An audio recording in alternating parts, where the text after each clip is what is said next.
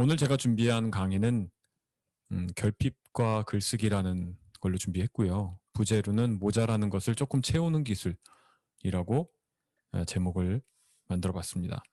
결핍과 글쓰기가 어떤 관계가 있길래 글쓰기라는 주제에 제가 결핍을 끌어들였는지 그 부분들은 진행하면서 차분차분 차근차근 말씀을 드리도록 하겠습니다. 여러분들 이런 말씀 되게 잘 들으시죠? 글 잘 쓰고 싶어? 이런 말씀 들으시죠? 그러면 이제 어떤 사람들은 그렇게 얘기를 할 거예요. 그 현실을 잘 인정하고, 그래, 나도 글을 잘 쓰고 싶어. 뭐 이렇게 말하는 사람도 있을 거고요. 저처럼, 내가 그러면 글을 잘 못 쓴다는 얘기야? 이렇게 물어볼 수도 있을 것 같아요. 약간 부정적인 얘기긴 한데, 그, 뭔가를 잘한다는 그 잘이란 단어가 있죠. 부사인데, 뭔가를 잘한다는 의미는 어쨌든 굉장히 숙련되고, 다른 사람보다 더 빨리 할 수도 있고 뭐 여러 가지 그런 숙련도도 있다. 또 그 분야에 능력이 있다. 뭐 이런 문장으로 해석이 됐는데 어쨌든 잘하고 싶은 생각은 누구나 가지고 있는 것 같아요. 특히 글을 쓰는 분들이라고 하면 당연히 글을 잘 쓰고 싶겠죠. 근데 그 잘 쓴다라는 기준 자체가 너무 상대적이고 어떤 글이 잘 쓰는 글인지가 명확하지도 않고 사람마다 바라보는 기준도 모두 다르기 때문에 이 문장은 굉장히 추상적이지만 그 잘 쓴다라는 그 의미를 받아들이는 사람에 따라서 또 굉장히 깊이 있게 그 의미가 새겨지는 것도 같아요. 그러니까 각각의 그 사람마다 느끼는 느끼는 포인트라고 해야 될까요? 그 기준이 다 다르다 보는데 그 다른 기준을 저마다 다르게 개별적으로 해석을 하게 되는 거죠. 그러니까 잘 쓰고 싶다라는 건 결국에는 나의 현실을 내가 뭔가 나의 아직까지 그 글 쓴다라는 거는 뭐 여러 가지 기준이 있긴 하겠지만 어떤 수준에 내가 못 미친다라는 어떤 그런 현실적인 것들을 받아들이고 인정을 해야 된다라는 숙제가 우리 앞에 놓여져 있는 것 같습니다. 그럼 이제 글린이들의 고민이 무엇인가? 제가 이제 요즘에 글을 쓰고 여러 가지 콘텐츠를 개발하고 있는데요. 여러분들은 잘 모르시겠지만 제 나름대로는 글쓰기 모임을 어떻게 더 재미있게 할 수 있을까? 사람들이 왜 글쓰기 모임을 신청하면 한 5번까지는 잘하다가 왜 한 6번째, 7번째가 되면 다 꼬꾸라질까? 왜 다 포기할까? 그리고 인생을 포기한 사람처럼 왜 절망하고 좌절할까? 글쓰기가 아무것도 아닌데 수많은 자기 개발하는 방법 중에서 글쓰기는 그것 중에 하나일 뿐인데 왜 사람들이 그렇게 쉽게 포기하고 그것 때문에 상처받고 왜 좌절을 하는가 이런 생각을 했어요. 도대체 글쓰기가 얼마만큼 우리 인생에서 큰 의미를 차지한다고 왜 다들 이럴까? 제가 그래서 이제 이 채팅방에서 여쭤봤죠. 여러분들의 고민에 대해서 제가 이제 슬쩍 여쭤봤습니다. 여러 가지 의견이 나왔죠. 어휘력에 대한 얘기도 나오고 기술적으로 문법에 약하다. 체계적으로 배우지 못했다. 뭐 연습할 기회가 없었다. 생각이나 사유가 내가 좀 부족한 것 같다. 너무 책을 읽지 않아서 지식이 좀 얕은 것 같다. 결정적으로 시간이 없다. 먹고 살려다 보니까 뭐 애들 뒷바라지도 해야 되고 직장에서 일도 해야 되고 여러 가지 그런 현실적인 장벽 때문에 도저히 시간이 나지 않는다. 여러 가지 이제 각자 자기 나름의 이유거리들이 있더라고요. 뭐 어떤 분은 그런 분도 계시겠죠. 뭐야, 내가 도대체 뭐가 부족한지 난 모르겠어 라고 말씀을 하실 분들이 계실 수도 있을 것 같아요. 네. 자기 자신의 결핍에 대해서 모자란 점에 대해서 인식을 잘 하지 못하는 분들은 내가 부족한 게 뭐야? 난 다 가졌어. 내가 못할 이유가 없어. 이까지 글쓰기 별거 아닌데 내가 왜 이것 때문에 스트레스 받고 짜증나. 나 이거 안 해버려. 이런 분들도 계실 수 있을 것 같아요. 저도 그랬거든요. 근데 결핍을 우리가 받아들여야 될 것 같아요. 왜? 많은 사람들이 그 결핍에 대해서 인정을 하지 않아요. 내가 뭔가가 분명히 모자람에도 불구하고 자기 자신을 객관적으로 볼 줄 모르기 때문에 자기와 되게 친절하지 않은 거예요. 자기와 친하지가 않아. 세상 사람들하고 다 친한데 가족들하고도 친하고 친구들하고도 친하고 회사에서도 인간관계도 원만한데 자기 자신한테 너무 불친절한 거예요. 항상 우선순위가 뒤에 가 있어. 한 10번째 이렇게 가 있어요. 다 챙겨주고 다른 사람 다 챙겨주고 자기를 제일 마지막에 챙겨요. 근데 그런 사람들은 어떻게 돼요? 자신에 대해서 인지를 못하겠죠. 뭘 좋아하고 뭘 싫어하고 어떤 걸 할 때 가장 기분이 좋고 행복한지, 뭘 할 때 가장 싫은지, 자기 자신의 탐색, 우리 나를 찾아가는 글쓰기 모임을 하시는 일가삼님도 계시지만 자기 자신에 대해서 모르는 사람들은 아마 자기가 뭐가 모자란지도 잘 모르실 것 같아요. 결핍을 인정을 못하는 거죠. 자, 결핍을 생각을 하면서 저는 글감이라는 단어가 갑자기 떠올랐습니다. 글을 쓰기 힘들다라는 분들 중에서 많은 분들이 토로하는 게 글감이 없다라는 얘기를 많이 해요. 제가 글을 하도 많이 써가지고요. 제가 한 인터넷에서 한 100편, 뭐 200편 이렇게 글을 쓰다 보니까 이제는 과거에서 뭐 에피소드 가져온 것도 다 이제 다 떨어졌고 다 소진해버렸고 뭐 코로나 때문에 집콕을 하다 보니까 특별하게 새로운 경험을 쌓는 것도 아니다 보니까 이제는 새로운 경험 자체가 없다 보니까 이분이 이제 글감이 다 날아가 버린 거예요. 그래서 이제 글을 못 쓰겠다. 다 써먹었다. 써먹을 거 다 써먹은 거죠. 배터리가 다 이제 소진돼 버린 거예요. 그럼 어떻게 돼요? 배터리가 소진되면 충전을 해야 되겠죠. 충전을 해야 돼요. 충전을 하는 방법. 글감을 다시 충전하는 방법은 말 그대로 새로운 경험을 쌓으면 되는 거거든요. 새로운 경험을 쌓는 방법은 바깥에 나가서 돌아다니거나 누굴 만나거나 뭐 여러 가지 방법이 있겠죠. TV나 드라마를 보든지 예능을 보든지 영화를 보든지 뭐 여러 가지 방법이 있을 것 같아요. 요즘에는 방구석에서 여행을 떠날 수 있는 방법도 많이 있고 간접 체험할 수 있는 게 많이 있으니까 어쨌든 그런 뭔가 내 안에 부족한 것들을 채울 수 있는 그런 활동들을 열심히 해야 되겠죠. 그러면 이제 그 일종의 글감이 사라진 그 작가로서의 어떤 글을 써야 되는 원동력이 사라진 그 결핍의 순간도 회복할 수 있는 방법을 찾을 수가 있을 것 같아요. 나름대로. 물론 이제 글감이 완벽하게 사라져서 진짜 없어서 못 쓰는 경우도 있겠지만 그렇지 않은 경우도 있을 것 같아요. 어떤 상황이냐? 뭔가가 다 소진돼 버렸고 아까 말씀하신 것처럼 체력이 날아갔을 수도 있고 정신력이 날아갈 수도 있고 건강상의 문제가 생겼을 수도 있고 정말 마음이 우울해지거나 마음이 평안하지 못해서 뭐 일상이 너무 전쟁과 같이 시끌벅적하다 보니까 그런 것들이 사라질 수도 있겠죠. 뭐 각자 나름대로의 글감이라는 단순히 그 글감이라는 주제 하나가 사라진 원인에 대해서는 아까 제가 서두에 말씀드린 것처럼 모두 다른 이유를 가지고 계실 것 같습니다. 물론 그런 얘기도 할 수 있겠죠. 글감이 부족하다라는 말보다 어쩌면 필력이 없는 건 아니냐 이런 날카로운 팩트로 이제 우리가 폭행을 한 대 두드려 맞을 수도 있죠. 예, 뭐 필력이라는 것도 마찬가지예요. 필력이라는 것도 어떤 필력이 좋은 필력이고 어떤 필력이 나쁜 필력인지 그것 자체도 기준이 명확하지 않으니까 거기에 대해서 판단하는 것도 모두 상대적이라는 거죠. 근데 뭐 어쨌든 우리는 각자의 영역에서 생각하는 필력이라는 게 있을 테니까 그거를 채우는 거는 각자에게 숙제가 주어져 있는 것 같습니다. 자, 이 문장은 철학자 라캉이라는 사람이 얘기한 거를 제가 이제 요약을 해서 말씀을 드린 거예요. 인간은 모두 태어날 때부터 근원적 결핍을 가지고 태어난대요. 왜 결핍을 가지고 있냐? 우리가 어머니와 분리되는 그 순간에 우리는 이미 태어나는 그 순간부터 결핍을 경험한다는 거죠. 그때부터 벌써 처절한 이 삶을 내가 독립되게 혼자 살아가야 되는구나. 물론 이제 딱 우리가 어렸을 때는 어머님이 이제 살뜰하게 보살펴 주시긴 하겠지만 어쨌든 정신적으로는 우리가 그런 분리된 경험을 하면서 어떤 사피엔스로서의 어떤 철학적인 고찰 이런 것들을 우리가 보이지는 않지만 아이도 충분히 그런 생각을 할 수 있다라는 얘기죠. 네. 그건 아무도 모르는 거예요. 위대한 철학자 라캉처럼 충분히 그런 생각을 할 수도 있어요. 네. 그래서 저는 우리가 자신이 결핍된 존재라는 그 사실은 태어나서 죽을 때까지 계속적으로 인지를 하면서 살아가게 되는 것 같아요. 물론 그 사실을 인지하는 분도 계시고요. 또 인정하지 못하는 분도 계시고 영원히 내가 뭔가가 결핍되었다는 그 사실 자체를 잊고 사는 분도 계실 수 있겠죠.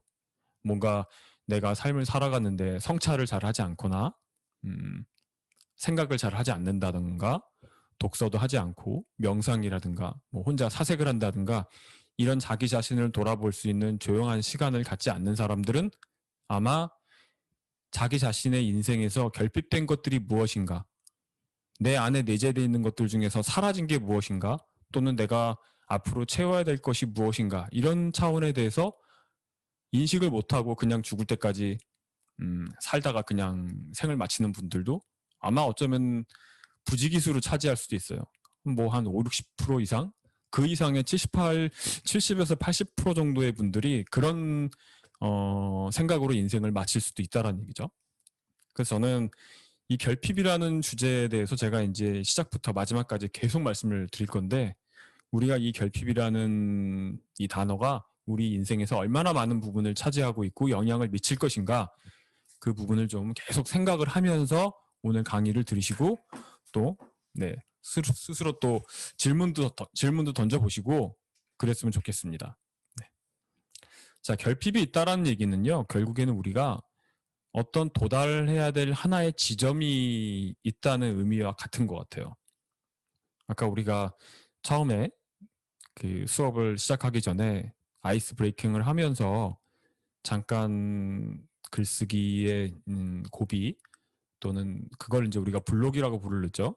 라이터스 블록이라고 부르는데, 그런 블록이 왔을 때 또는 내가 왜 써야 되는가라는 질문에 명확한 답을 내리지 못하는 순간에 우리가 그 순간을 어떻게 견뎌야 될 것인가라는 그 대답을 해야 되는데, 그 지점에 대해서 아까 이제 얘기 나왔던 게 계획이 있어야 된다. 명확한 목적이 있어야 되고, 그래야지 내가 그 명확한 목적으로 닿기 위해서 내가 밟아 나갈 수 있는 여정이 구체적이 된다. 뭐 이런 차원의 우리가 대화를 잠깐 했던 것 같아요.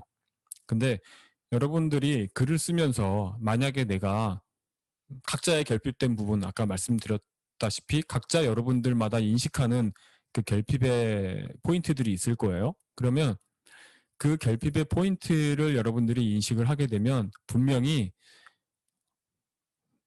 진취적이거나 또 성장을 하는 걸 좋아하는 분들이나 또 다소 긍정적이거나 이런 분들은 내가 그 부분들을 어떻게 메우고 채울 것인가, 이런 부분에 대해서 고민을 많이 하실 거예요. 물론 마음이 조금 어둡거나 또는 이제 무기력해지거나 내가 삶의 어떤 가치, 방향 이런 것들을 잃고서 때로는 인생에서 좌초를 경험하는 분들도 계시죠. 그런 분들은 그런 위기가 닥쳤을 때 그것들을 혼자서 헤쳐나가서 일어설 수 있는 힘이 모자랄 수도 있을 수도 있어요. 근데 그럴 때는 주위에 있는 친구들이 도움이 될 수도 있고 또 다른 가족들이나 뭐 지인들이 또 도움을 줄 수도 있겠죠. 그런 분들은 인생에서 이제 우리가 인연이라고 말을 하게 되죠. 그래서 제가 말씀드리고 싶은 거는 이 글쓰기뿐만 아니라 어떤 지점, 여러분들이 궁극적으로 이 글을 쓰면서 내가 되고 싶은 게 과연 무엇인가, 그 그림을 좀 그리셔야 돼요. 사실은 이제 인생이 계획을 세워 놓는다고 해서 그 계획대로 되지 않는 건 분명히 맞아요. 하지만 그 계획을 생각하면서 그 계획을 내가 달성하기 위해서 차근차근 단계를 밟아 나가면서 진취적으로 나가는 사람과 그냥 막연하게 목표를 세워놓고 그 지점을 막연하게 생각만 하고 동경만 하는 사람들과는 다르겠죠. 근데 여기서 얘기하는 거는 그 지점을 정해놓고 그 지점으로 꾸준하게 내가 가야 될 길을 단계별로 명확하게 포지셔닝을 하는 사람들이에요. 저는 그런 차원에서 말씀을 드리고 싶고, 자, 이 글은 제가 쓴 글은 아닙니다. 제가 썼으면 참 좋았을 텐데, 네, 이거는 제가 좋아하는 작가 이병률이 쓴 문장이에요. 네. 어떤 분이 한번 읽어보셨으면 좋겠는데요. 어떤 분이 한번 읽어보실까요? 네. 제가 보니까 프로 강사들은 이런 걸 딱 이제 청중한테 이렇게 한 번씩 시키더라고요. 비피님 한번 읽어보시죠. 네, 네네. 읽겠습니다. 네. 큰 결핍을 만나지 못한 사람은 문학을 통해 도달할 수 있는 지점이 굉장히 멀리 있다는 거예요. 문학을 시작하더라도 끊임없는 결핍과 실패와 좌절과 무시, 열패감, 그 속에 있어야 하고 그걸 계속 겪어야 해요. 네, 감사합니다. 네. 제가 이병률 그 강연에 코로나가 터지기 전에 오프라인 강연을 딱 한 번 간 적이 있었거든요. 근데 어떤 분이 손을 들고 질문을 했어요. 나 글 쓰는 사람이 되고 싶은데 어떻게 하면 이병률 작가님처럼 될 수 있냐고 딱 그런 질문을 하는데 이병률이 냉정하게 대답을 하더라고요. 포기하세요. 뭐 이런 뉘앙스의 얘기를 했던 것 같아요. 근데 이제 그게 되게 냉정하게 얘기했는데 되게 힘들다라는 거죠. 이제 그분이 얘기하는 거는 이제 작가의 세계에 한정해서 말씀을 하셨긴 했겠지만 어쨌든 글 쓰는 사람이 된다는 거 자체가 굉장한 큰 무력감도 느끼게 하고 좌절감도 느끼게 하고 열패감, 질투, 온갖 부정적인 감정을 굉장히 많이 느끼게 한다는 거예요. 근데 이제 우리가 왜 이거를 그런 부정적인 감정을 연속적으로 경험하면서도 왜 이거를 하냐? 여기에는 그 감정을 잘 견딘 분들이 그런 유전자가 담겨 있는 분들이 이 자리에 참석을 하셨다고 보는데 왜 우리가 그런 좌절을 겪으면서도 계속 글을 쓰는가? 그런 생각을 해보면 결국에는 그 과정에서 이게 아니면 안 된다라는 의식이 있다는 거죠. 잘은 모르겠지만 한기님도 그런 글을 쓰셨던 것 같아요. 쓰는 순간에 굉장히 행복해지고 뭔가 되게 힘들고 때로는 짜증도 나고 생각만큼 이게 내가 의도대로 표현이 안 되고 그리고 분량이 잘 채워지지 않게 되면은 거기에 대해서 되게 좌절도 하고 내가 원망스럽기도 하고 그런 이제 좋지 않은 감정을 겪게 되는데 그럼에도 불구하고 어느 정도 분량을 딱 내가 완성을 해놓거나 내가 원하는 목표를 그 지점에 닿게 됐을 경우에 그 순간에 찾아오는 성취감과 행복이라는 그 감정에 대해서는 정말 이루 말할 수가 없다는 거예요. 그러니까 일종의 그 감정, 그 순간이 우리한테 도취감과 어떤 행복감, 그동안에 내가 이전의 삶에서 늘 경험했던 무력감과 지침, 이런 반복된 것들, 그런 지루한 것들을 견디게 해준다라는 거죠. 그래서 우리가 약간 마약은 잘 모르겠지만, 마약을 맞은 사람처럼 이 글을 쓰게 되면은 그 순간에 마치 우리가 뽕을 맞은 사람처럼 기분이 확 이렇게 바뀐다라는 거예요. 근데 저도 그런 경험을 많이 하고 있고, 너무나 많은 좌절을 했죠. 나는 도대체 왜 이병률처럼 못 쓰는가? 이병률은 에세이도 잘 쓰고 시도 잘 쓰는데 나는 왜 시를 못 쓸까? 이런 생각을 수도 없이 했었고 심지어는 글 쓴 지 몇 개월이 되지 않았는데 나는 왜 이병률이 아닌가? 라는 명제에 대해서 제가 이제 너무나 짜증이 가득한 나머지 제가 이병률의 책을 서점에 가서 한 대여섯 권을 다 사온 다음에 제가 한 며칠 만에 다 이제 완독을 하고 그의 문장을 제가 타이핑을 하면서 필사를 제가 한 권을 다 했어요. 제가 내 옆에 있는 사람이라는 책을 제가 타이핑으로 필사를 다 했는데 몇 년 전에 여러 가지로 제가 그때 타이핑한 걸 지금 써먹고 있긴 하죠. 네. 근데 그걸 하면서도 도저히 이병률처럼 못 쓰고 때로는 흉내를 냈는데 비슷한 것 같은데 그는 분명히 그고 나는 나고 이런 이제 현실을 뼈저리게 받아들이면서 굉장히 큰 이제 좌절을 겪었죠. 근데 아까 말씀드린 것처럼 그걸 겪으면서도 그 뭔가 희열이 있어요. 벅찬 감정이나 어떤 희열감. 이거를 써본 사람은 아니고서는 절대로 경험하지 못하는 어떤 감정이 어느 순간에 내가 어느 지점에 올라가는 그런 경험을 하게 되더라고요.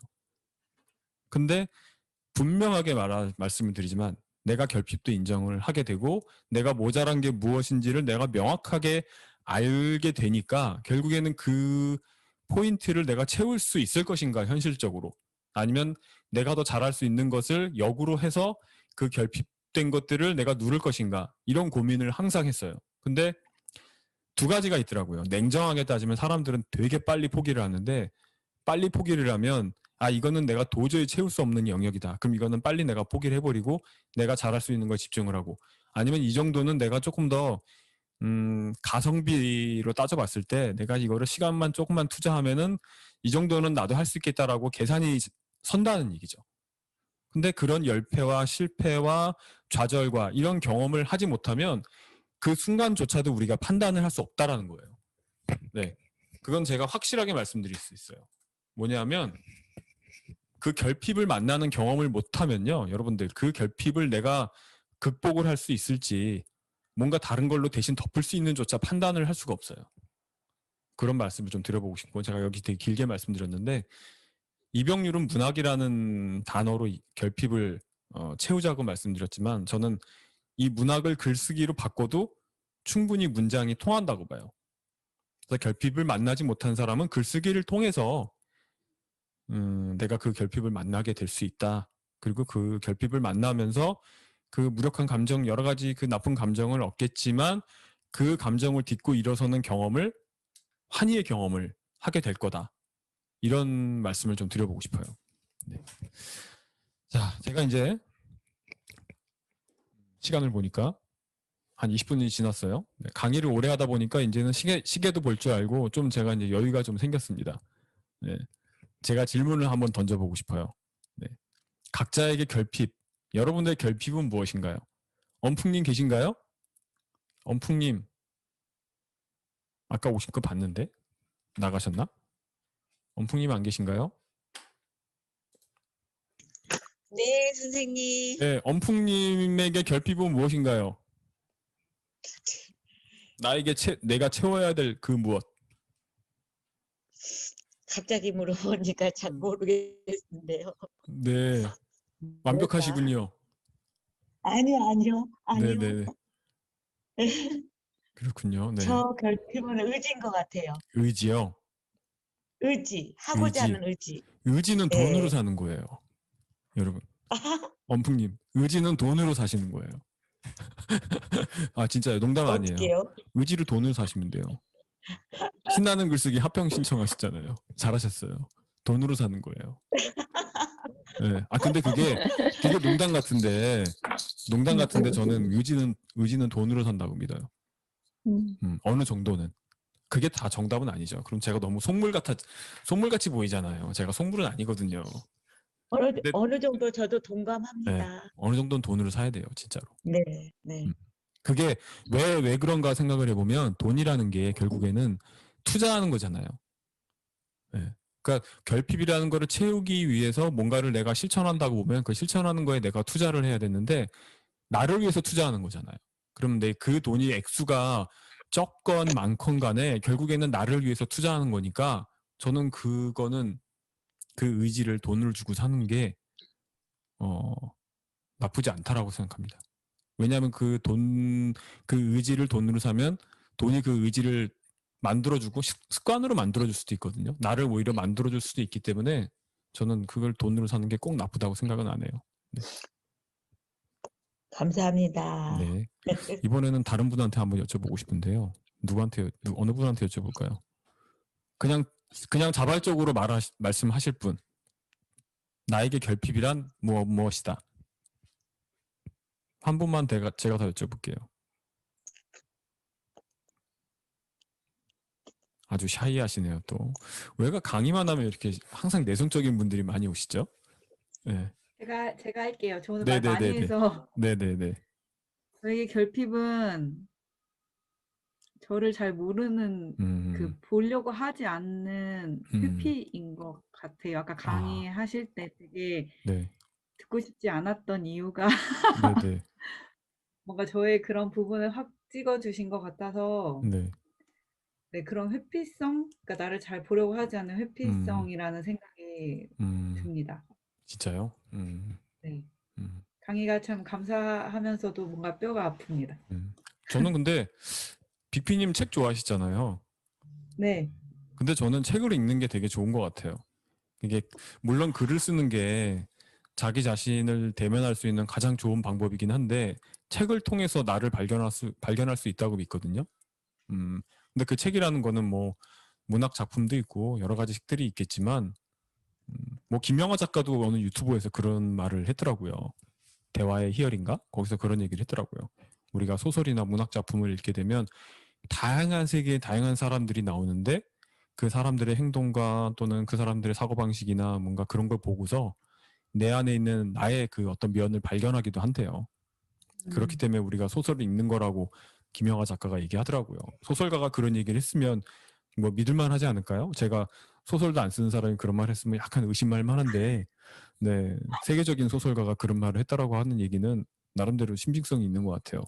네, 저는 그래서 정말 소설을 많이 읽으시라고 또 오늘 강조를 또 하고 싶은데 그렇습니다. 알겠습니다.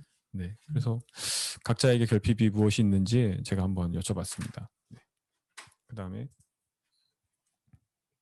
저에게 결핍은 좀 배고픈 거더라고요. 뭐 먹고 싶은 거. 제가 한 2년 동안에 한 20kg를 뺐거든요. 한 20kg를 뺐는데 지금은 제가 완전 표준 체중보다 조금 밑으로 내려가가지고 이제는 조금 찌워야 되나 말아야 되나 고민을 했죠.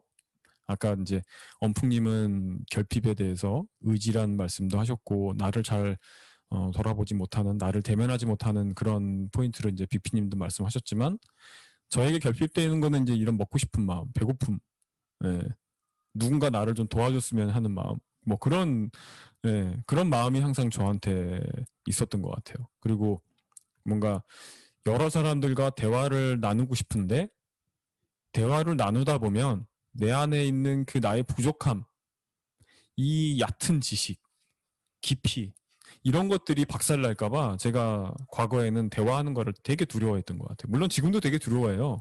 여전히 대화하는 건 두렵고 근데 대화는 되게 잘하고 싶고 말을 되게 잘하고 싶거든요. 근데 말을 참 못해가지고 늘 고민이에요. 어떻게 하면 말을 더 조리 있게 씹히지 않고 잘할 수 있을까? 논리적으로 잘할 수 있을까? 그런 고민을 늘 하죠. 제 인생에서 가장 오래된 고민인 것 같아요. 저는 이 세 가지가 배고픔, 누군가 나를 좀 항상 도와줬으면 하는 거, 말을 좀 잘했으면 하는 거, 이런 세 가지가 항상 고민이죠. 물론 여기에 이제 빠지긴 했지만 글 쓰는 것도 당연히 잘하고 싶은 거, 결핍을 채우고 싶은 것 중에 하나겠죠. 그래서 이제 결핍을 우리가 잘 인식을 했어요. 지금까지. 그러면 이제 결핍을 채우려면 자기 자신을 잘 봐야 되는데 저는 이제 그 거울 효과 거울 갑자기 이제 아침에 제가 세수를 하다가 제가 이제 요즘에는 화요일하고 수요일만 출근하고 나머지는 회사에 안 가요. 좀 요즘에 제가 회사에서 아주 건방지게 좀 까불고 있는데 끝도 없이 이제 믿는 것도 없는데 제가 까불고 있거든요. 월요일도 안 나가겠다 이제 그렇게 제가 선언을 해버리고 요즘에는 화수만 출근을 하는데 목요일날 아침에 이제 오늘 아침 딱 일어나가지고 제가 이제 세수를 하고 거울을 쳐다보는데 참 제 모습이 싫은 거예요. 몰골이라고 얘기하죠. 그 민낯을 참 보기가 싫더라고요. 뭔가 감춰야 되고 이거 바깥에 요즘에는 이제 코로나 덕분에 마스크를 쓰고 다니니까 참 편하더라고요. 뭔가를 가릴 수 있고 내 모습들을 이제는 그러니까 모든 거를 다 감출 수가 있잖아요. 옷을 입고 뭐 자켓을 입고 뭐 신발도 완벽하게 이제 머리끝부터 발끝까지 다 감추고 싶은데 이제 얼굴은 우리가 항상 들고 다녀야 되는데 코로나 덕분에 이 마스크를 쓰니까 이제 모든 부분을 다 가릴 수 있어서 너무나 행복하더라고요. 아, 나의 이제 페르소나를 굳이 내가 만들어가지고 쓰고 다니지 않아도 되니까 참 편하더라고요. 너무나 편했습니다. 근데 이제 제가 이제 쓸데없는 농담 같은 말씀을 드렸는데 거울을 본다라는 거는 자신의 내면을 본다라는 의미와 비슷한 것 같아요. 외적으로 우리가 거울을 보고 나의 외모나 이런 것들을 판단하고 뭐 어딘가를 더 가꿀 것인가, 어디 피부가 좀 푸석푸석해지면 뭐 로션을 발라야 되나 이런 판단을 하는 것처럼 우리가 마음의 거울도 잘 들여다봐야 되지 않나라는 생각을 했어요. 너무 진부하고 사실은 상투적인 말씀이긴 한데 물론 심리학의 거울, 그런 거울 이런 것도 있긴 하죠. 그래서 자기 자신의 마음을 잘 거울 비추듯이 봐야 되지 않나. 근데 그 마음을 비춰서 볼 수 있는 방법이 글쓰기라는 거죠. 그래서 아티스트 웨이에 보면 뭐 그 모닝 페이퍼라고 하죠. 모닝 페이지를 뭐 아침마다 꾸준하게 써서 뭘 해라 그런 얘기 했는데 물론 이제 글을 열심히 쓰시는 분들은 모닝 페이지를 쓰건 아니면 일기장에 일기를 쓰건 제가 보기엔 다 비슷한 것 같아요. 모닝 페이지를 뭐 30일 동안 열심히 하건 아니면 100일 동안 열심히 하건 또는 내가 일기 쓰는 거를 100일 동안 열심히 하건 두 가지는 큰 차이가 없는 것 같아요. 어떻게 하든 내가 쓰는 자체가 열심히 며칠 동안 꾸준하게 내가 할 수 있느냐 그게 중요한 거지. 근데 우리가 결정적으로 쓰다 보면은 마음속에서 어떤 화학작용이 일어나는데 그 화학작용이라는 게 바로 인식이라는 거죠. 자기 인식을 하게 돼요. 내가 누구이고 도대체 나는 왜 이런 삶을 살아가고 있는가? 내가 앞으로 맞닥뜨려야 될 운명은 무엇인가? 나는 미래를 어떻게 개척해 나가야 될 것인가? 여러 가지 질문을 하고 거기에 대해서 내가 대답을 하는 과정이 글쓰기 과정에서 자연스럽게 일어난다라는 거죠. 자, 제가 갑자기 뜬금없이 에로스라는 말을 딱 꺼냈어요. 근데 이제 그리스 신화라든지 소크라테스의 그 변명인가요? 그 책을 읽은 분들은 제가 이제 에로스를 왜 꺼냈는지 아마 본질적으로 딱 이해를 하셨을 겁니다. 에로스 하면은 보통 사랑의 신이라고 우리가 알고 있죠. 네. 근데 에로스 신을 제가 이제 고전을 읽는 모임에서 작년에 소크라테스의 변명을 읽었어요. 현대지성. 근데 그 책을 읽으면서 제가 이제 에로스 신에 대해서 그 신이 의미하는 바가 무엇인지 제가 아주 깊은 깨달음을 얻었거든요. 깊은 깨달음을 얻었다고 하니까 뭐 대단한 걸 얻은 것 같긴 한데 뭐 그런 건 아니고요. 에로스 신의 존재, 이 신이 어떻게 만들어졌는지 그 원리에 대해서 제가 깊이 알게 됐어요. 근데 그 그리스 신화에서 뭐라고 얘기하냐면 에로스는 신이 아니고요. 신과 인간의 중간자적인 그런 존재라고 얘기합니다. 그걸 다이몬이라고 부른다고 하네요. 근데 이 에로스가 신과 인간의 중간에 있기 때문에 뭔가 인간과 신 사이에서 두 어떤 관계의 보조적인 역할, 중간에서 어떤 그 매개체의 역할, 뭔가를 전달하고 주고받고 이런 역할들을 중간에서 담당을 했대요. 근데 이 에로스 신이 가만히 보면은 신이라서 신이 아니기 때문에 완벽하지가 않았대요. 뭔가 부족한 것도 많고 예를 들어서 뭐 피부도 거칠고 딱딱하고 신발도 없어서 맨발로 다니고 집도 없었대요. 거처도 없고 약간 거지꼴로 다녔다고 해야 될까요? 근데 그럼에도 신인 아버지의 어떤 그 유전적인 형질 이런 것들을 받아가지고 수완도 좋고 계책도 뛰어나고 뭐 대담하고 열정적이었고 지혜도 사랑하고 뭐 이랬다고 합니다. 그런 존재였다고 해요. 근데 그 그리스 신화에서 에로스의 의미에 대해서 두 가지로 얘기를 하는데 어떤 얘기를 하냐면 첫 번째는 에로스의 의미는 어떤 대상에 대한 연애이다. 그리고 그 대상은 에로스에게 결핍된 것이다 라고 얘기합니다. 여기서 연애가 뭔지 아세요? 여러분? 연애하다. 연애하다가 뭔가요? 일가삼님. 어려운 질문은 제가 일가삼님한테 이상한 게 드리게 돼요. 네. 네. 네. 네? 여기서 연애가 뭔가요? 네. 사람을 사랑하는 마음 아닌가요? 사람을 사랑하는 마음. 네, 그렇죠. 네. 누군가 연정. 네, 누군가를 좋아하고 그런 거죠. 그러면 일가삼님은 누군가를 좋아하거나 사랑할 때 일가삼님의 없는 모습, 일가삼님의 결핍된 모습을 그 반대 그 사랑하게 되는 사람이 가지고 있기 때문에 좋아하시나요? 아니면 어떠신가요? 나한테 결핍되어 있는 걸 그 사람이 갖고 있기 때문에 그 사람을 존경하고 또는 그 사람을 우러러보다 보니까 사랑하게 되나요? 어떤 편이세요? 원래는 사람들이 네. 자기가 가지지 못한 것에 끌린다고 해요. 네네네. 그래서 연애할 때는 완전 반대된 사람한테 사랑에 빠지거든요. 네네네. 그래서 결혼을 해서 망하죠. 그렇죠. 결혼해서 망하죠. 네. 뭐 그래서 그리스 신화에는 그런 얘기도 있대요. 남녀가 원래는 하나였는데 불가피하게 두 개를 쪼개졌고 다시 이제 그것들을 이게 서로 이제 합쳐져야 되니까 그런 차원에서 사랑을 하게 됐다. 근데 하나였던 게 두 개로 쪼개지다 보니까 본질적으로 결핍되어 있는 상태가 된 거죠. 서로의 반쪽 자체가 사라진 셈이니까 그 결핍된 것들을 회복하기 위해서 상대방을 연애하고 사랑하고 그런 상태가 된다. 이런 얘기를 하는 거죠. 그래서 이 연애한다라는 거는 그런 거예요. 어떤 대상을 굉장히 열렬하게 사랑하고 그리워하고 또 본질적으로는 욕망한다라는 그 욕망이라는 단어로 연애를 설명하더라고요.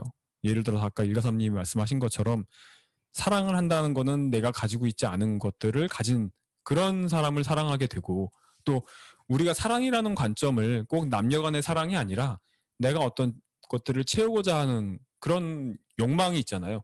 내가 만약에 어떤 도달하고 싶은 어떤 경지가 있다. 아니면 내가 되고 싶은 사람이 있다. 그거는 결국엔 내가 현재 못 가지고 있는 상태라는 얘기거든요.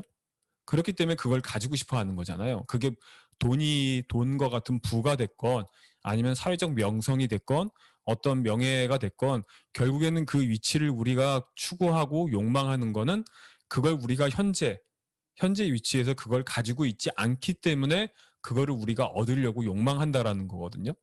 근데 그렇게 말하면 결국에는 우리가 어떤 것들을 원하고 싶다면 결국에는 자기 자신이 그거를 가지고 있지 않다라는 걸 인정을 해야 되는 게 먼저라는 얘기예요. 그러니까 결국에는 그 결핍을 인정하는 게 첫 번째 우리한테 주어진 과제라는 얘기죠. 그래서 저는 여기서 이제 에로스와 그 에로스 신이 어떻게 만들어져 있는지 그 그리스 신화를 제가 갖고 왔어요. 마치 인문학 강의를 하는 것처럼 제가 갖고 왔고요. 그러니까 우리가 사랑하는 이유는요, 결국 그건 거예요. 우리가 사랑할 줄 모르거나 현재 사랑하고 있지 않기 때문에 누군가를, 어떤 대상을, 어떤 위치를, 어떤 내가 되고자 하는 어떤 그 높은 이상향의 그 경지를 얻고 싶어서 그 위치를 우리가 욕망하기 때문에 그 사랑을 하게 된다라는 거죠. 그래서 결핍은요, 결국에는 내가 현재 가지고 있지 않는 거예요. 그리고 내가 현재 부족한 것, 나에게 부족한 점 무엇일까요? 예를 들어 내가 굉장히 살이 쪘어요. 제가 20kg 정도 쪘을 때 굉장히 몸이 비대했죠. 걸어 다니는데 뭔가 좀 뒤뚱뒤뚱거리는 것 같고, 도대체 뭐가 문제일까? 내가 살찌는 이유가 도대체 무엇일까? 이런 고민과 생각을 항상 했죠. 그리고 이제 나의 위치를 현실적으로 돌아보자. 내가 살찌는 이유, 그 습관들이 있었겠지. 뭔가 문제들이 있었겠지. 그런 것들을 하나둘 살펴보기 시작했죠. 그러면 이제 진단을 하게 되고, 무엇보다 중요한 거는 내가 현재 살이 쪄 있다라는 사실, 그거를 인정해야 되는 게 먼저더라고요. 왜냐하면 저는 제가 살이 심각하게 쪘을 때 이 체중계에 올라가는 것도 제가 거부를 했고, 그리고 내가 매일 내 모습을 거울로 보는데 내가 심하게 살이 쪘음에도 불구하고 어제 보는 모습과 오늘 본 내 모습이 별 차이가 없더라고요. 그러니까 뭐가 바뀐 건지를 잘 모르니까 살쪘다는 사실을 제가 인지를 못하겠더라고요. 근데 체중계에 올라서고 그 다음에 살이 덜 찐 사람 옆에 서 있으면 제가 객관적으로 딱 보면 상대적으로 살쪄 있다는 그 사실을 이제 알게 되는 거예요. 그러면 그 순간에 나에게는 이제 결핍이 찾아오는 거죠. 인식이 되는 거죠. 그러면 내가 살이 찐 이 상황, 이것들을 내가 어떻게 탈피를 해야 될 건가라는 생각이 과제가 주어지면서 제가 그 과정으로 가기 위해서, 예를 들어 저는 목표를 그렇게 세웠거든요. 말도 안 되지만 내가 대학생 때 체중으로 돌아가자. 제가 심각하게 다이어트를 헬스클럽에 한 3개월 정도 제가 열심히 다녔을 때 제가 가장 고체중일 때 10kg 정도를 감량한 적이 있었는데, 그 10kg에서 10kg를 더 빼야지 제가 대학생 때 체중으로 돌아가는데, 그때 대학생 때 체중으로 돌아가겠다고 제가 목표를 세운 거예요. 근데 그 목표를 세우고 나서 내가 얼만큼 쪘는지를 내가 인지를 하고 내가 어떤 단계를 밟아가야 될 것인가. 내가 드라마틱하게 이제는 하진 않는다. 일상생활을 살아가면서 내가 짬짬이 할 수 있는, 실천할 수 있는 것들을 내가 하나하나씩 밟아 나간다. 그게 언제 걸릴지는 모르겠다. 내가 20kg를 빼는 게 2년이 걸릴지 5년이 걸릴지 10년이 걸릴지 내가 알 수 없지만 내가 가는 이 단계를 하나하나 밟아 나가리라 라고 생각하고 제가 진행을 한 것 같아요. 근데 한 2년 정도 하니까 어쨌든 그 드라마틱한 순간을 경험을 했죠. 근데 지금 생각해 보니까 그때 그 당시에는 굉장히 짜릿했을 것 같은데, 근데 의외로 되게 덤덤하더라고요. 근데 왜 덤덤할까 생각을 해봤더니 제가 그 과정을 지나치게 흥분하면서 달려오지 않았기 때문에 가능했던 것 같아요. 그러니까 제 몸이 충분히 감당할 수 있을 만큼, 또 제 마음이 충분히 감당할 수 있을 만큼만 제가 노력을 하면서 이 싸움은 긴 싸움이다. 마치 마라톤에 42.19km를 뛰는 것처럼 서서히 내가 어떤 평정심과 나의 페이스를 유지할 수 있는 속도대로 가야지 도달할 수 있는 어떤 위치다라고 판단을 하고 제가 갔던 것 같아요.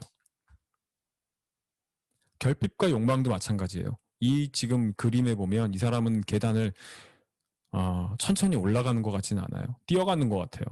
제가 근데 이거를 그림을 찾다가 캔바에 적절한 게 없어가지고 제가 이거를 가져오긴 했는데, 약간 그 결핍은 계단에서 보면 저 밑에 있고 욕망이라는 거는 저 위에 있어요.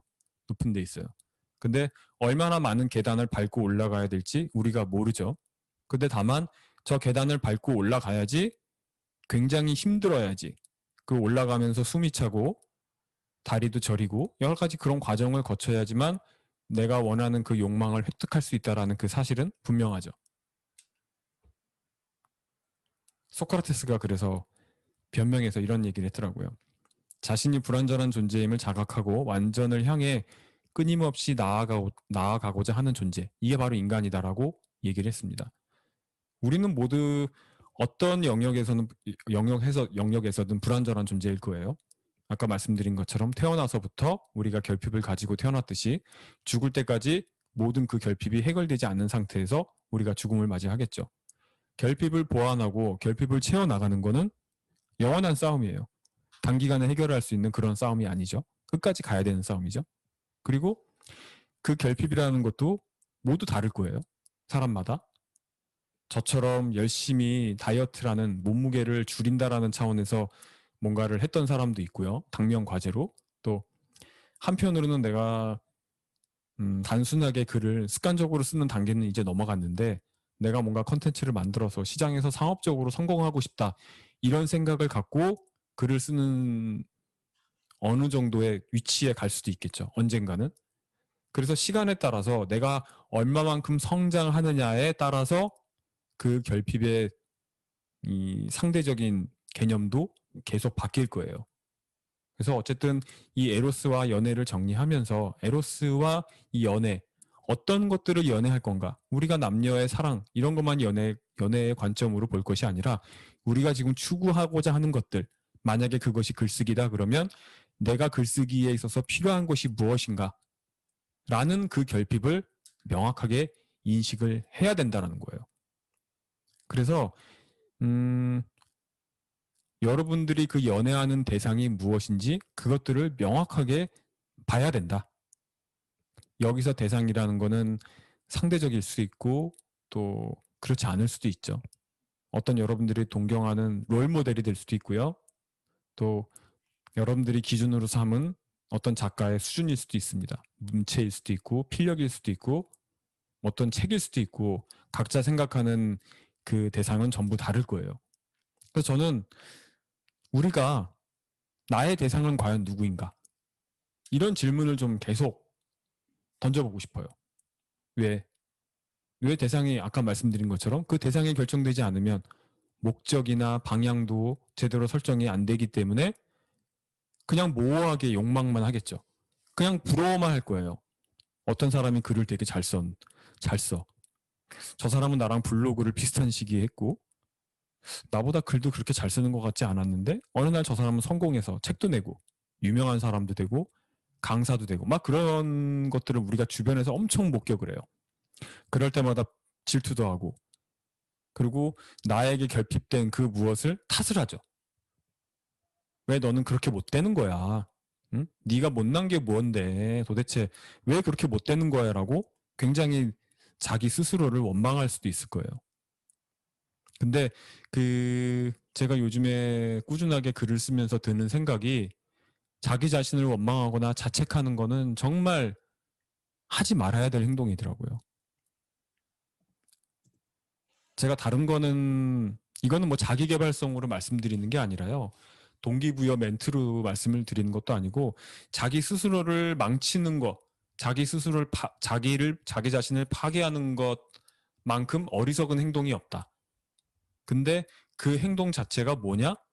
내가 무엇을 욕망하는지를 명확하게 이해를 못하거나 그 욕망의 대상에 대해서 내가 절대로 도달할 수 없다라고 미리 단정해버리고 선을 긋고 포기해버리는 거죠. 그게 가장 우리가 가진 심각한 증세인 것 같아요. 근데 아까 말씀드린 것처럼 우리는 모두 에로스의 후손이고 에로스가 말한 그 인간의 어떤 불완전한 형태 이런 것들을 우리가 가지고 태어났기 때문에 그것들을 인정하면은 우리가 다른 사람이 될 수 있는 그런 기회나 동기부여도 가능하다라는 거죠. 저는 그래서 에로스를 아까 말씀드린 것처럼 남녀 간의 사랑 이런 연애로만 좁게 볼 것이 아니라 궁극적으로 우리가 사랑할 수 있는 모든 대상 나에게 결핍이 되는 것이라면 그 무엇이든 반대의 영역에서는 채울 수 있는 그 무엇이 된다. 이런 말씀을 드리고 싶어요. 그게 바로 창작이다. 창작이라는 건 뭐예요? 이전에 존재하지 않았던 것을 존재하게 만드는 활동. 이전에 없던 것들을 내가 새롭게 만드는 거. 남들은 하지 않았던 거를 내가 고독하지만 혼자 뛰어들어서 하는 거. 남들이 손가락질하죠? 그거 해서 뭐해? 절대 안 돼. 그거 왜 해? 잠이나 자 그냥. 그렇지만 내가 일어나서 혼자 하는 거. 그런 거죠. 존재라는 거는 내가 살아있는 거를 세상에 알리고 나의 존재를 분명하게 외치는 것 같아요. 그렇게 외치는 것들을 다 하는 그 활동 자체가 바로 창작이라는 거죠. 자, 그러면 창작을 하려면요. 어떻게 창작을 해야 되냐? 여러분, 우뇌에서 뭔가 크리에이티브한 감각이나 아이디어나 생각 이런 것들이 막 흘러가고 돌아가고 뭐 여러분들 이런 거 생각하실 수 있을 것 같아요. 뭐 재능을 가진 사람들, 천부적인 그런 것들을 태어나고 그런 걸 가진 사람들, 선천적인 거 이런 것들을 생각하실 것 같은데요. 후천적으로 얼마든지 기를 수 있다. 저는 그런 말씀 드리고 싶고 저도 실제로 후천적으로 뭔가를 길렀고 물론 그런 것들을 제가 배울 수 있는 모방하는 능력이 어쩌면 저의 재능일 수도 있겠죠. 근데 제가 모방을 하면서 그 모방이라는 능력을 제가 재능으로 그 영역으로 이끌어내고 끌어내서 그거를 키웠던 것처럼 여러분들은 여러분들만이 가지고 계신 그 기술을 하나 찾아가지고 그거를 갈고 닦아서 키워야 되는 거예요. 어쩌면은 불안 증세 또는 나를 되게 무기력하게 생각하거나 약간은 염세적으로 생각하거나 이런 것들도 무기가 될 수 있어요. 역으로. 왜냐하면 아까 거울도 말씀드렸고 인생에는 명암이 있으면 밝은 곳이 있으면 어두운 것이 있고 내가 반대편에 생각이 있거나 반대편에 관점이 있으면 또다시 또 다른 그 반대편에 그 무엇이 있거든요. 그러니까 반대편을 볼 줄 아는 사람이면 약간 이분법적이긴 해도 그런 구조를 갖고 있긴 하지만 반대편을 바라볼 수 있는 시선을 가질 수 있다는 역발상을 할 수도 있다는 얘기죠. 저는 그게 바로 여러분들이 각자 가지고 있는 그 기술이라는 거예요. 그러면 그 기술을 어떻게 발견을 해야 돼요? 너무나 많은 경험들을 해봐야 돼요. 책도 많이 읽어야 되고 당연히 실전 경험을 쌓아야 되겠죠. 써야 되겠죠. 쓰면서 내가 본질적으로 갖고 있는 거, 내가 오래도록 갖고 있는 거, 내가 오래도록 이게 갖고 있는데 잘 다듬어지지 않았지만 뭔가 좀 모나고 날카롭지 못하지 너무 날카로울 수도 있고 조금 더 다듬어야 되고 부드럽게 그거를 여러분들이 찾으셔야 돼요. 근데 그거를 경험하지 않으면 그걸 발견할 수 없겠죠. 그러면 이제 글 쓰는 사람이라는 이야기로 우리가 좀 오고 싶은데요. 창작에 있어서 가장 정적인 사람이 저는 글 쓰는 사람이라고 생각해요.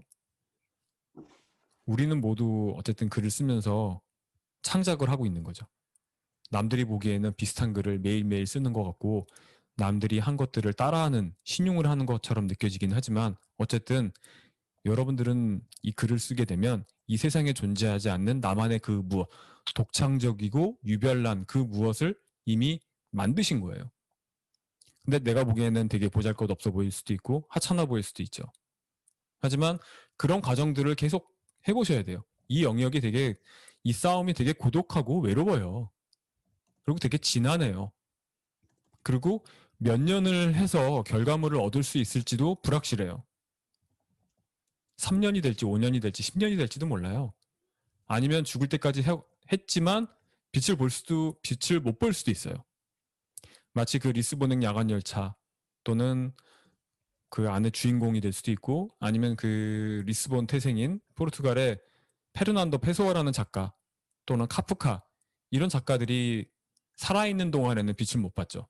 죽은 다음에 빛을 봤죠. 물론 죽은 다음에 빛을 보는 게 무슨 의미인가 싶기도 한데 그래도 이 현대는 과거처럼 골방에서 글을 쓰고 골방에서 끝나는 시대는 아니라는 거죠. 이제는 어떤 시대가 오냐? 4차 산업혁명, AI, 누구든지 인터넷으로 커넥트돼 있고 내가 어떤 거를 만들면 인터넷으로 올려놓고 바이럴 할 수 있는 그런 시대가 됐죠. 내가 얼마든지 노력을 하면 노력의 여하에 따라서 얼마든지 다른 기회를 가질 수 있는 게 현대 시대라는 얘기예요.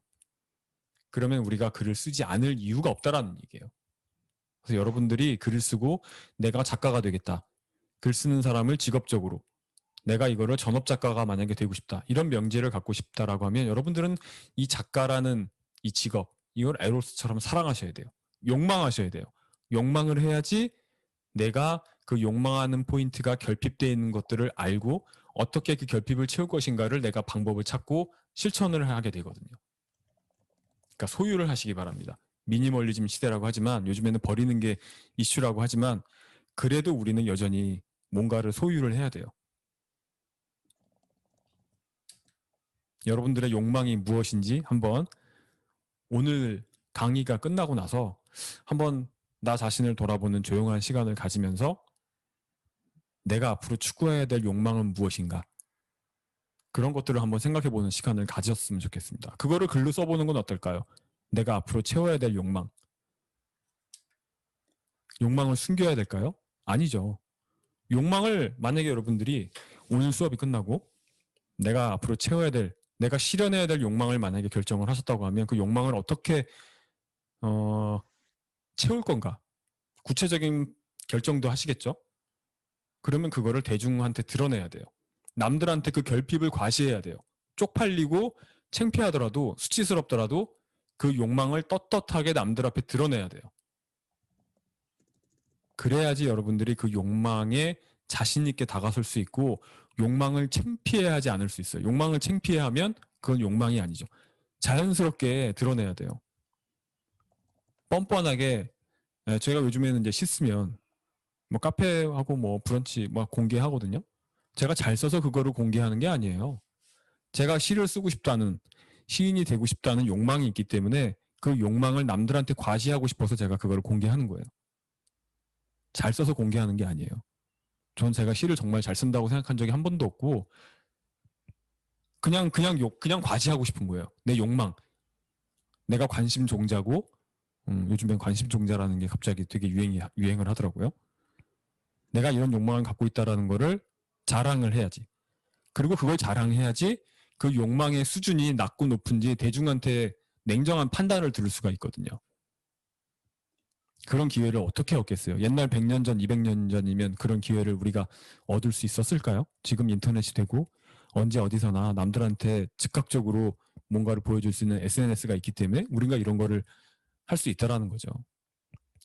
근데 때로는 우리가 무기력 앞에서 무력하게 뭔가 무너지기도 합니다.